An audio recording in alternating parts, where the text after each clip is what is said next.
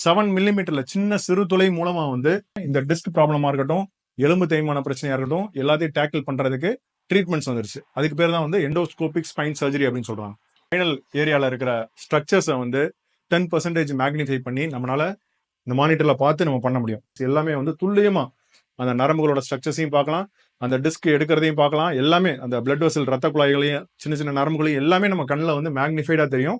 இது எல்லாமே வந்து சின்ன ஒரு ஓட்டம் மூலமாவே போய் இந்த டிஸ்கை எடுக்க முடியும். ஸோ இதுதான் வந்து எண்டோஸ்கோபிக் டிஸ்க் சர்ஜரி அப்படின்னு சொல்றாங்க.